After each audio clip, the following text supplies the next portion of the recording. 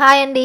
ఉదయాన్నే టిఫిన్ చేయడానికి దోశపిండి, ఇడ్లీ పిండి లేనప్పుడు సింపుల్ గా తొందరగా ఈ పోహా ఉప్మా చేసేయండి. దీనికోసం 2 కప్పుల అటుకులను తీసుకొని మంచిగా కడిగి 2-3 నిమిషాలు నానబెట్టిన తర్వాత వడపోసుకోవాలి. ఇప్పుడు నూనె వేడి చేసి పల్లీలను వేయించుకొని పక్కన పెట్టుకోవాలి. అదే నూనెలో ఆవాలు, జీలకర్ర వేసి వేయించిన తర్వాత ఇంగువను వేసుకోవాలి. తర్వాత 2 పచ్చిమిరపకాయలను సన్నగా తరిగి వేసుకోవాలి. ఇంకొంచెం కారంగా కావాలంటే 3 పచ్చిమిరపకాయలను వేసుకోవచ్చు. కొంచెం కరివేపాకును కూడా వేసుకొని అన్నింటినీ వేయించుకోవాలి. ఇప్పుడు ఒక పెద్ద ఉల్లిపాయను చిన్న చిన్న ముక్కలుగా కట్ చేసుకొని వేసుకోవాలి. ఉల్లిపాయ ముక్కలను 2 నిమిషాలు నూనెలో ఫ్రై చేసుకొని సన్నగా తరిగిన ఆలుగడ్డ ముక్కలను వేసుకోవాలి. ఇప్పుడు దీనిలో కొంచెం పసుపు, రుచికి సరిపడా ఉప్పు, కొంచెం చక్కెరను కూడా వేసుకొని అన్నింటినీ బాగా కలుపుకోవాలి.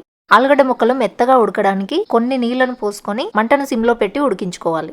5 నిమిషాల తర్వాత మనం ముందుగా కడిగి వడపోసి పెట్టుకున్న అటుకులను దీనిలో వేసుకోవాలి. అటుకుల్లో ఉన్న తేమ పోయే వరకు 2 నిమిషాలు కలుపుతూ ఉడికించుకోవాలి. 2 నిమిషాల తర్వాత స్టవ్ ఆఫ్ చేసుకొని వేయించిన పల్లీలను, కొంచెం కొత్తిమీర, సగం చెక్క నిమ్మరసాన్ని పిండుకొని అన్ని మంచిగా కలుపుకుంటే పోహా ఉప్మా రెడీ.